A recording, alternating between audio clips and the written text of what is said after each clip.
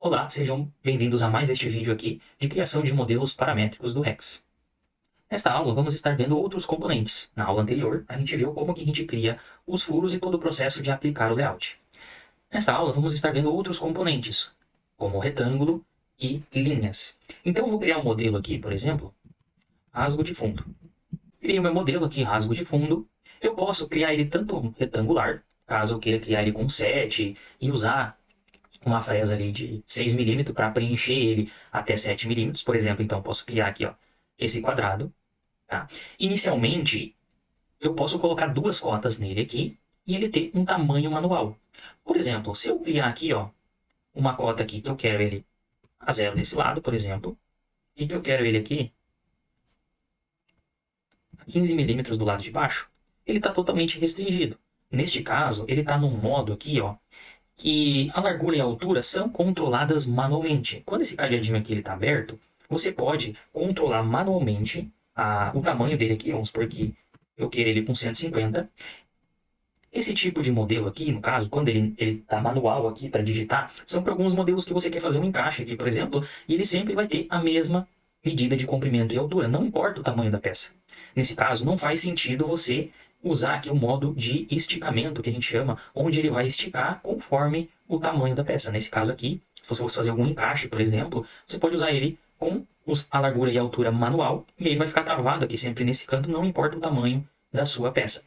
Então esse seria aqui um primeiro modo de você estar utilizando o componente de retângulo. Agora, se você quisesse usar ele para fazer um modelo paramétrico, por exemplo, para ele acompanhar para te fazer um rasgo de fundo, por exemplo, eu posso colocar a altura manual, tá? Então, por exemplo, se eu quiser aqui fazer com 7 a altura, e na largura, eu vou marcar esse cadeado aqui, ó. Quando eu marco esse cadeado, ele vai avisar aqui, ó, que a propriedade agora ela é controlada pela cota. Então, eu não consigo mais digitar comprimento e largura. E, novamente, ele vai liberar um grau aqui no eixo X. Então, com a ferramenta de dimensão selecionada, eu posso pegar esse ponto aqui, por exemplo, trazer ele até aqui, ó, puxar aqui meu mouse nesse sentido, para mim falar que eu quero colocar uma cota nesse sentido, e vou falar que eu quero 0 aqui também. Ó.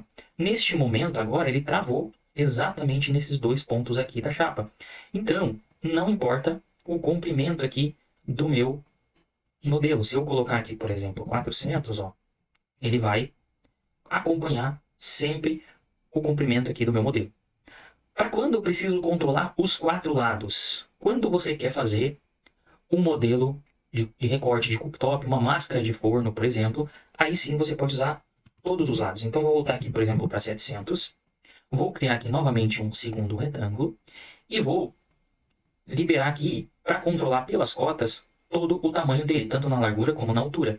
Então, eu vou criar aqui, por exemplo, uma cota com 50 do lado esquerdo, 50 do lado de cima, 50 deste lado aqui, por exemplo. E daqui para baixo, eu vou querer 300, por exemplo. Então, neste caso aqui, ó, eu tenho ele controlado pelas cotas em todos os cantos da minha peça base. E aí, se a minha peça diminuir ou aumentar, ele sempre vai ficar nessas medidas. Não importa aqui, ó, o tamanho que seja a minha peça. Ele está agora num tamanho que a gente chama de dinâmico, referente às cotas e referente à peça base.